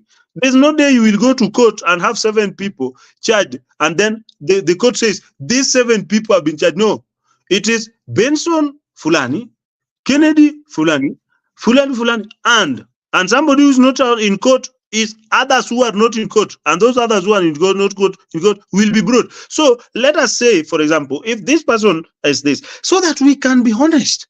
Because a case where we will say those people are corrupt, politicians are corrupt. People say politicians are corrupt, and they are the worst who are corrupt, because they are the ones who are looking for these politicians to corrupt. I can tell you, being that I talk about UDA, do you know how many people call me per day that they want tenders? Do you know how many people call me per day that they want tenders? Do you know how many people call me per day that they want jobs? Yet they know that Ondia Kennedy is only walking around announcing issues of UDA. I don't sit in any office to employ anybody. But they help me get this. Oh, help me get this. Kenyans are corrupt from birth. So let us not pretend. But now, the other day I told you that the police officers are said to be corrupt. When police officer anasimamisha gari hivi, driver tayari ameshuka na 50 shillings. Hata police officer has not asked for money. The driver is already running there with money. Then you want to blame that police officer for picking your money. I am also saying, for example, for example. Now you blame the public, because the public and the police officer has to be blamed. It's not and that is the part. Let me tell you, there's no corruption that can be done by a politician without involving a member of the public, because there's only one MP in a constituency. The rest are members of the public who are employed to work in this constituency development committee. These are members of the public. There's a fund manager who is a member of the public. There's an accountant who is a member of the public, who are all facilitating the member of parliament to steal the money. When they were talking about Sudi walking around with 20 million, which account of government can Sudi go and pick 20 million from without an accountant having accounted for that money? So that accountant who is a member of the public is facilitating the process of corruption. Then you want to say members of parliament and politicians are corrupt. I've told you here that I have so many people. Kennedy, yeah, can you agree with me? Can you agree with me that all Kenyans are corrupt and all of them are not looking for opportunity to serve, and that they are looking for opportunity to steal? True. But now, thank you. If it is true that all Kenyans are corrupt, so we can only select a better corrupt, a little corrupt one from the corrupt list, because you have said all Kenyans are corrupt. But now, where now the problem comes, especially now when you want to hold the public office. Let me tell you, that person who is holding public office cannot steal from that public office alone. There must be a member of the public stealing with him. So the public is all corrupt. So let us be honest. Even the president, when you charge president of corruption, or which you charge a minister of corruption, one minister, there's one ministry and there's one minister. Inside that ministry, there are so many members of the public working with that minister, facilitating that corruption for him. If you say a minister is corrupt, all these people under him are corrupt with him, because we have not seen any of them coming out to say that theft is going on here. So people pretend, if they are going home, they should all go home. In fact, the truth is, if a minister is going home for corruption, a whole department should go home, starting from a sweeper who was seeing those people signing a wrong deal there and he did not make noise. The gate man who saw Mzungu coming in so that the corruption can take place and did not talk. That is what should happen. And in summary, I'm saying this country requires a dictator to tell you that you have been suspected of corruption. Fine. Who are you with? All of you come here inside committee without, because that is all we need. Because if you talk about court process, all of you say court process is faulty. All of you say court process has been compromised. I was talking somewhere and I was saying, somebody was asking me, IPOA is not investigating police officers who are killing people and they are arresting people. I told them, when the government quickly moved to arrest the person suspected of having killed people at Kware, they said that one is theatrics of the government. They don't want to appreciate even when the government system has worked. That person who has been charged has also just denied his charges, as any other person can go to court and deny his charges. It is him to now prove that he's not guilty. I have asked some of you journalists that if you're saying that police officers were shooting people, I wish there could be a clear video, because even in your gallery, but do you have any clear video? I want to challenge you to this pure media, that may you show us one video you have or your colleague journalist has of a police officer shooting directly at a person and that person dies and we see the person dead. Don't tell me where there was skirmishes, there was a lot of dust, smoke, and then somebody found dead there after people have run away, because you also cannot prove that this person was killed by police. And then I told them that even if there are cartridges, they were saying, oh, they are spent cartridges. These spent cartridges, you cannot wake up and say this cartridge was of a police officer. There must be ballistic process. These human rights activists, if they feel that there are certain cartridges which are belonging to police and they have found them on that particular place, why can't they then take it to international body somewhere to give them the right report? Because you abuse this government, and it is this same government you want to investigate for you ballistic reports. It is this same government who is the pathologist who is to give you pathological report. It is the same government who is to give you the. So what are we doing? We cannot destroy our country because we are not abusing the government. We are not abusing the government. That's what I know. What we are trying to do, we're just trying to ask some questions, because if somebody is abusing the government, then you don't belong. It's just asking of what is happening. Talking about even like the death cases that occurred. You're saying, you saw when it comes to the Gen Z protest, you are aware and you know that people are just being abducted. We don't know by who. Let me tell you.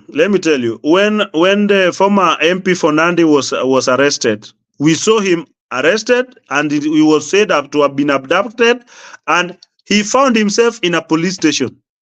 If some person went to a demonstration and in the process he disappeared, and his body was found, for example, this one which was found somewhere, how do you prove that it is the police who took him there? It is a body which was found. This person was not seen being picked by anybody. His body is found there.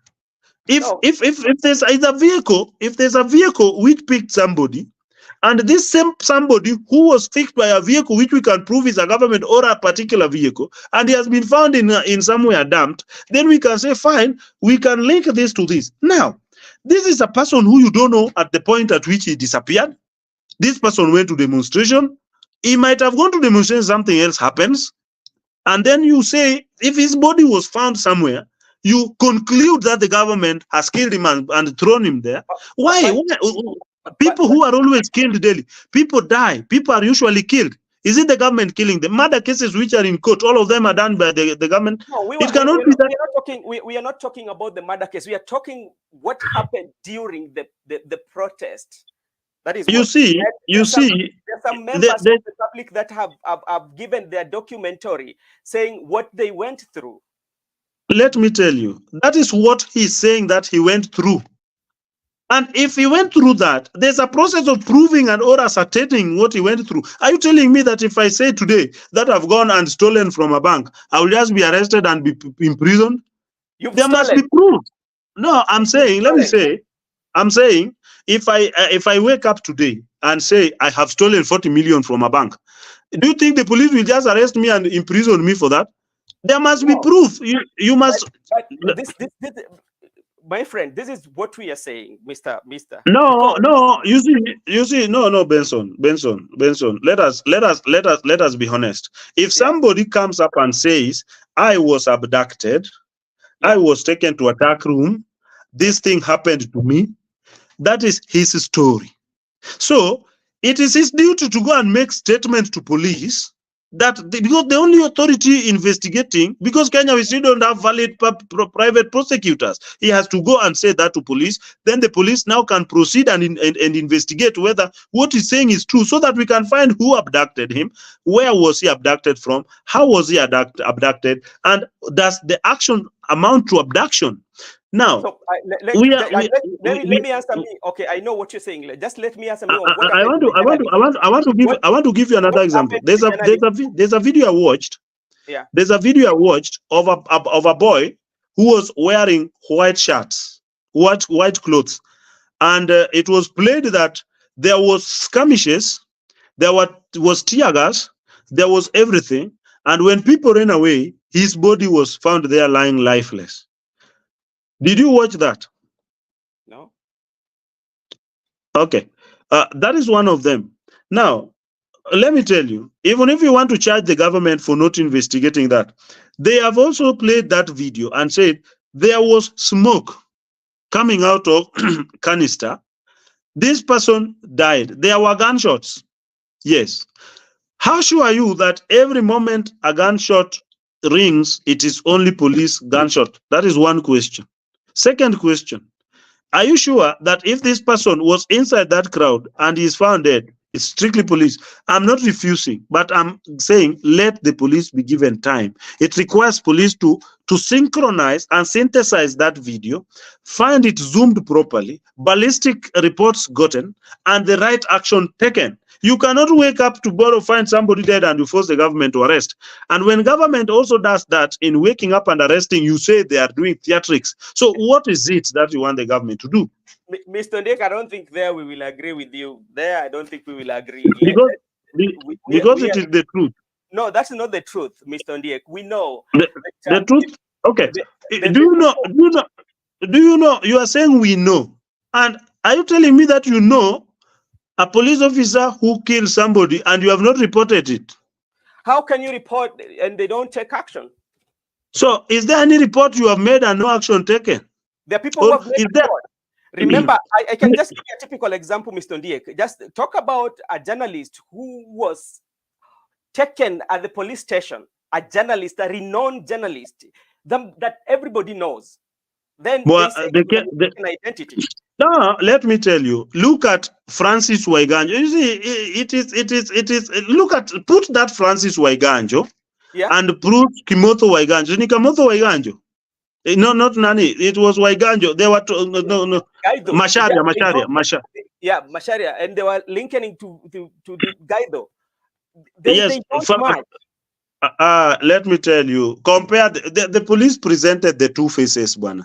The police presented the two faces. They were similar. In fact, could you check them, my friend? You see, Mr. Dick, let's say somebody like me. Mugala muue na haki umpe. Okay, that's the truth. Let's say like I know Gaitho because I is a renowned journalist in this country. Yeah. Look at that Francis.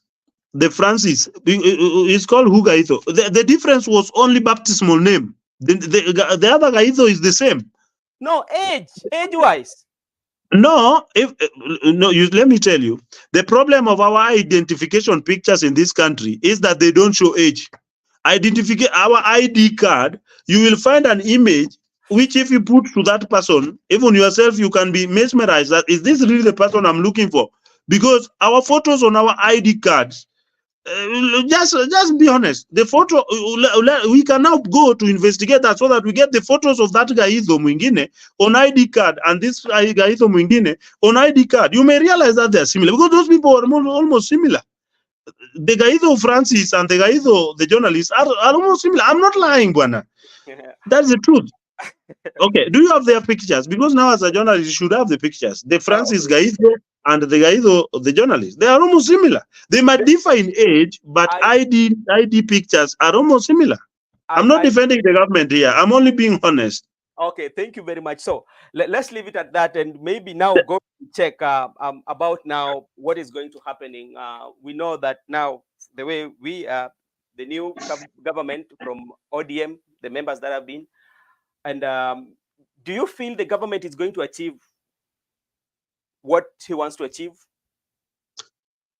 Basically, I have to say that one, we needed that concession from the president. That fine, there was allegations of skewed appointment in cabinet, which people say, oh, the president has either appointed his friends, has appointed his tribesmen, or has appointed this. Now the president said, okay, fine, I've listened to you. Let me dismiss them.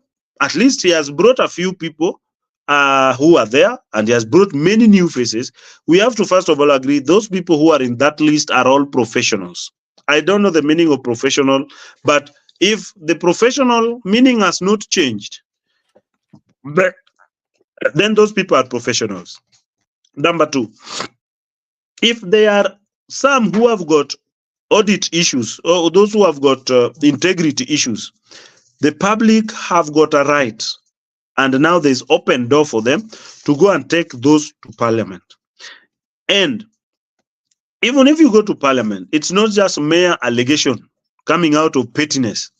Just take substantive question as to this person.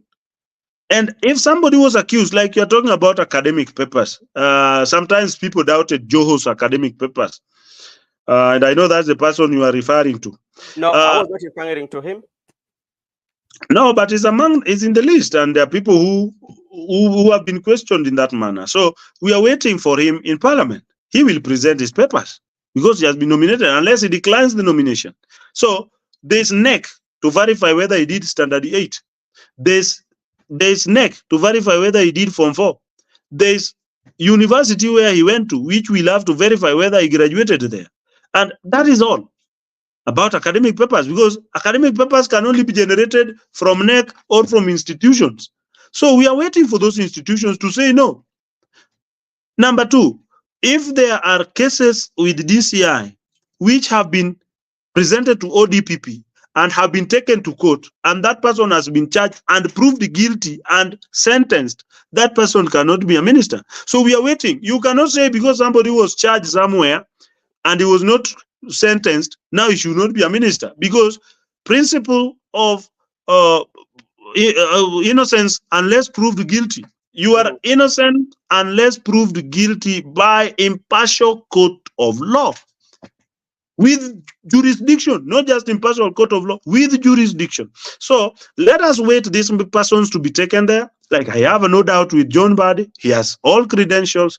I don't know whether he has any graft issues. If he has problems with this CDF there, we will find if there are graft issues he has with this CDF or with this being a member of parliament, it will be brought. But as to the person, John Badi can serve as well as Minister for Finance, depending on the challenges he will meet there. So he can go there and check what is there.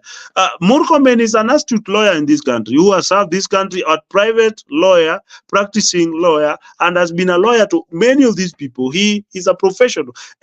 We have engineer who has now been nominated to roads. If he's not qualified, we are going to be told. If he has issues where he has been, let public take those things to parliament. And now, finally, we also have to respect our parliament. Parliament is an institution which has been created by law, and persons who are there are elected by the people. If people made mistakes, then let them own up to their mistakes as to election. Let them not tell us, oh, parliament has been bought. If you elected somebody who is going to be bought, then take responsibility of his being bought. and wait up to 2027, you bring the one who will not be bought, even if it is yourself. We cannot say that we collect a house of parliament and interfere with the sanctity of parliament. We start charging the speaker who has served this country at different levels, and he has spent his youthful age fighting for this country. Mudavadi, for example, has been serving this country. Whose mistake is it that he has been in parliament or he has been wherever he is? It is the mistake of his people who have not challenged him in election all over time, and he has been winning. Wetangula went and even won an election the other day. So these people have served at different capacities. The other time when they were being dismissed, they were said, oh, these people are incompetent. How can you say that Owalo is incompetent? Yet this person transformed and delivered beyond. How do you say that Murkomen is incompetent? Simply because he was wearing a watch which is expensive and you don't have? Is that incompetence? But the result How do you say? How do you say? Can I ask you?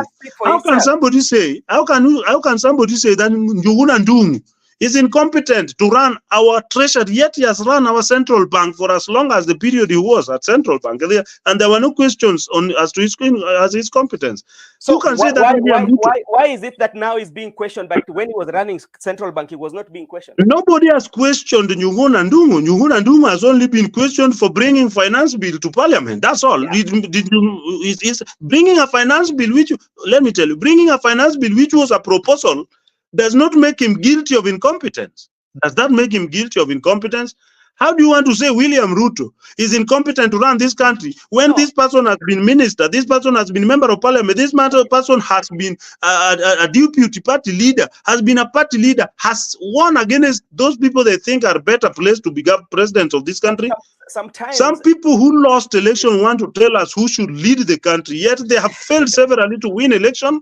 It is true, but somebody, let me tell you, somebody who is incompetent to run his own party, to even have fair nominations in grassroots, that wants to tell somebody who has won election how to be president. Let us be honest. Let us be honest. You cannot decide incompetence of Njuguna Ndungu simply because he took finance bill to parliament. You cannot judge incompetence of Murkomen simply because there was blackout at JKA. When there's somebody who is standing on generator there. The incompetency come about. Okay. What parameters were used to decide incompetence that all members of cabinet were incompetent? What parameters did they use? They did not say that all of them were they were incompetent. Actually, if you look at the list, if they said Benson, if they never said that all of them are not incompetent, then why are they worried about the ones who are coming back? Are these coming back are the ones who are incompetent? They are not worried about those who are coming back. They're worried about but what is the problem? The recycling. No, let me ask you. Recycling. Kenyans have recycled MPs. Kenyans in the evolution have recycled. Okay, who is being recycled here? We have Kindiki coming back. We have Charity. No. Kindiki is not being recycled. Kindiki was just his mistake. It's only that he was in the other cabinet, which was dismissed, and he's just back. No, he was not dismissed not to be brought back. He was dismissed in the process when the president was saying, okay, fine, Kenyans have said these ones are incompetent. So the president has sent them home. If they feel that these ones are incompetent, I wanted to know which parameter did they use to indicate that Kindiki is incompetent. If they say Kindiki is incompetent, how is he incompetent? What has he not done? What shows his incompetence? In fact, the word incompetence English means a person who in his conduct of the position for which he is entrusted has failed to deliver as per the expectation of that ministry. What expectation was Kindiki supposed to deliver? They failed. That's why they were dismissed. No, what was Kindiki supposed to do which he has not done? And that's why they were dismissed. When there was problem of passports here, Kindiki has tried his best, and now passport process is getting sorted. What was he supposed to do? Okay, Mr. Ken, let me ask you: if the president was very, very sure that some of his cabinet secretaries were very competent, why dismissing them at the same time then bringing them back? What was the That essence? one, What is the essence? the president said that he has taken the opportunity to dismiss them, to evaluate. He did not say that these people are not Evaluate in supposed 2 to be days. appointed. You evaluate in 2 days. Now, can I ask you? Yes. What about MPs who have been voted out and voted back?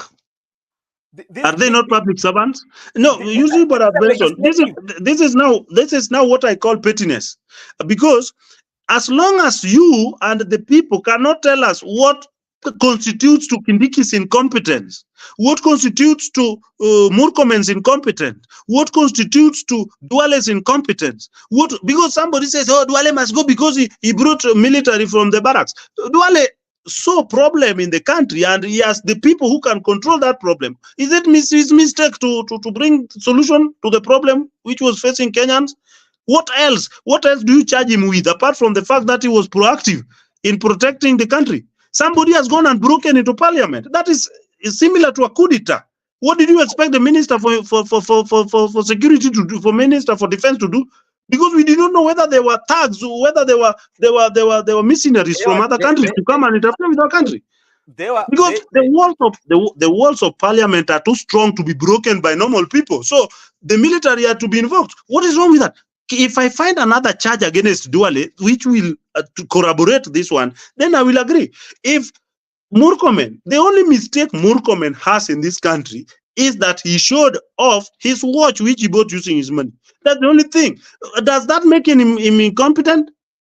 The only mistake that Owalo did for some people is to get food and go and distribute in our villages against them, and to accept to work with William Ruto. Does that make him incompetent? Because Owalo agreed to work with William Ruto before Raila accepted to work with William Ruto, does that make him incompetent? Does that now make people like Opio and I more competent than him? Let us stop being petty. And that's the same. It is all about being petty. If you tell me that Njuguna Ndung'u, having been central bank governor of this country and finally becoming minister for finance, is incompetent, what did he do that makes him incompetent? The same way that you are asking this question, then that's why I'm asking: are people or the leadership are understanding the situation, how the things are right now, or you see, let us not gravitate a situation and then you want that situation to be law. We have a constitution of Kenya which has not been suspended. Sometimes they suspend, the leaders themselves suspend that constitution. If you have any example when a leader suspended a constitution and is a minister, bring it on. Give me a minister who suspended a constitution in his ministry. Give me when the President William Ruto suspended the constitution. Tell me when William Ruto acted outside the constitution. Point it out. Point out when Murkomen acted out of the constitution. Tell me. Point it out. Tell me when any person acted in a manner that you say is contravention of the constitution.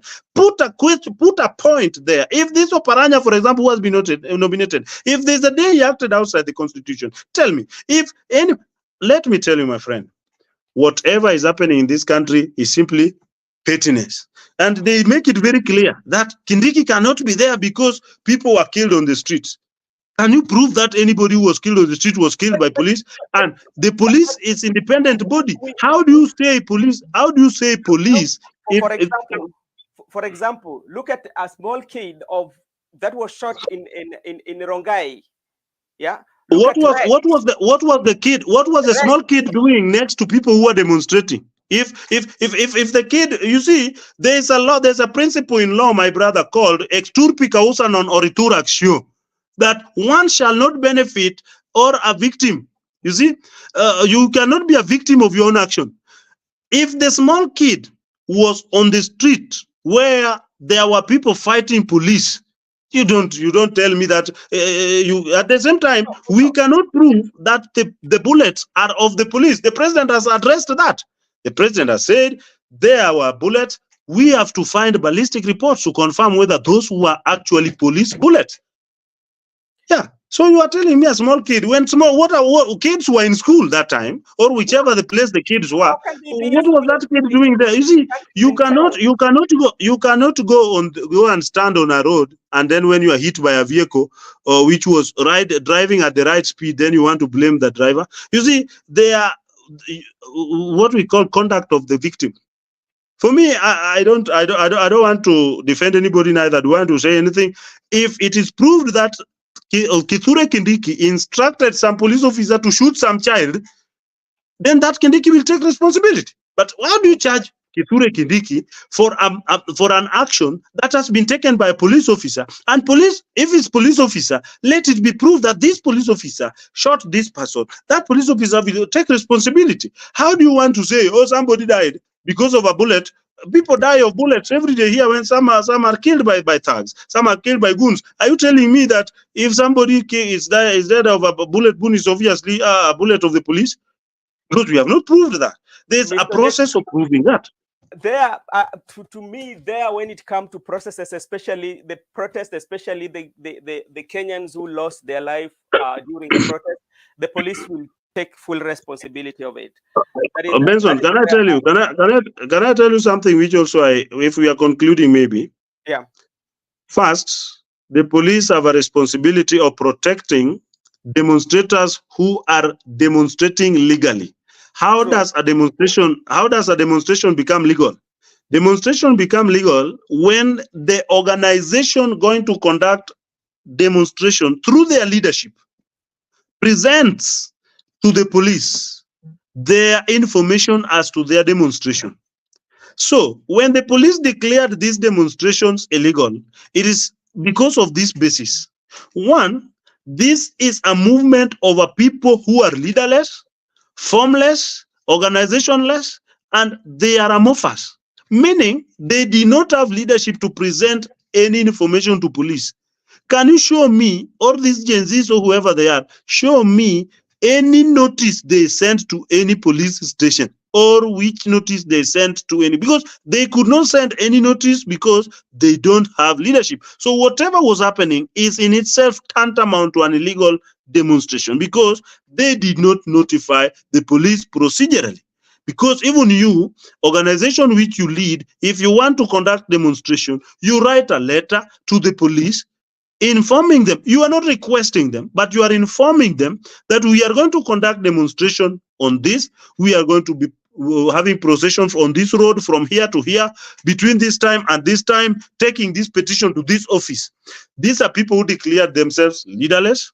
They declared themselves formless. They declared themselves amorphous. They declared themselves non-entity. So how can a non-entity claim to have informed the police of a demonstration because they have thrown some notice on some Twitter handle somewhere written by Jacob Juma, who is dead? Then you want Jacob Juma, who is dead, to have informed the police of a demonstration going on in Nairobi, yet is dead. When can dead person write a notice? So how does that demonstration become legal? So the demonstrations were illegal ab initio. We say in law, they were illegal ab initio, illegal from the word go. And that is prima facie evidence as to the illegality of the whole thing. So when you want to put police to take responsibility of a conduct of a person who was participating in an illegal action from the word go, that is putting police to conduct illegality. So we want the police to be part of that illegal process. Am I lying up to that level? Okay, Mr. No, Kennedy. no. Do you agree with that, my analysis? Because that's the truth. Agree. I don't agree. Fine. I don't agree. And facts are facts, and they cannot change. Yeah. So the way you maintain is the same way I will maintain my stand. Yes. And I believe, we are not kind of saying that our men and women in uniform are doing a good job. If journalists are for the interest of the country, and Kennedy Ondiek, the coordinator of UDA Nyanza, is challenging them that please, may you present to any media house any legal notice of a demonstration by the Gen Z, whatever it is, which was sent to the IG or was sent to any police station. When NASA, when Azimio people were demonstrating, they were formally writing information to the police. And so police was either to give them protection. And finally, police who are with these children or these young people on the street, these demonstrators, you also saw videos of how some of them were also behaving towards police. Some young child who is age mate of a police daughter going to doing all that things which they were doing to police. That is one disrespect. You also must teach our people how to be respectful. Children must learn how to be respectful. Our police officers undergo a lot of hardship to protect us. And you find some children who don't even know where their fee come from, and because they have some mobile, they are called to go to streets. They are throwing their everything they did to police. Let us respect our police. But our police are our elders. Yeah. Police officer may be police officer, but they are our elders. Let us also tell these children what they did to the police officer were not good. While they want to blame police officers for any mistake, also let us also we say in equity, he who wants equity must do equity. And when you come for equity, you must come with clean hands. You cannot have dirty hands and then you want to get equity. What our children did, the first day demonstration was very good, but they showed a lot of disrespect to police. They showed a lot of madarao. In fact, it was a lot of madarao. But I know that does not warrant police to act wrongly. And our police, imagine some boys were jumping into police vehicles. Some were even taking those police shields. And look at even what they did in parliament. Going to take the mails from parliament, doing all that thing they did. While we agree that there was something which happened which is wrong, but that was extraordinary. That was extreme. What did you expect to happen? Someone breaks in parliament, which we really respect. Someone breaks into the office of the chief justice, which we really respect, and interferes with it. Some breaks into office of the governor, we really respect. And then you want to tell us that these are innocent children who are looking for rights. And then the worst of it, you call them heroes. How can somebody be a hero by banning something? Do you become a hero by showing your buttocks to police and you are a 21-year-old girl? Okay, does it amount to that? Let us mgala muue na haki umpe. Okay, police may be wrong. Police may be wrong, leadership may be wrong, but you cannot say a child, a young boy, exchanging with the president. Mr. President, you are a liar. You are a liar. Who is this? They are talking trash about the president. Anyway, I know. Well, let us respect the president. We cannot give on conclusion when we talk even like come to things like lying and what is. No, but for me now, I'm looking at the general. I'm talking about general ethics. General ethics. But what is there? But what is there? The general ethics also require the leaders also to show us the general ethics. It's not a one-sided. Let me tell you, the president invites. Let me for example ask you. The president invites media personalities to State House. That was respectful enough. Latif, this other one, Kaikai, and who else? There were 3 people. You look at the kind of questions they were with Joe Gale. You see, when there's a person of the president, in as much as you are a journalist and you want to ask president a question, respect. Once you have asked the president the question, he has answered you. You have asked again, he has answered you. They are pushing the president to be annoyed. President is also a human being. Who tells you that president cannot be that? So there's a level that we must also decorum. I may be a leader. I may be elected, appointed, nominated, or whatever, but I don't cease to be human being. I may be police officer with a gun. I don't cease to be human being. I have children. You have children. People have children. The people who are younger than me must also respect me. What we saw on demonstrations, yes, it was heroic according to those who wanted it, but it was really a derogation of our national ethic and conduct. That is my position.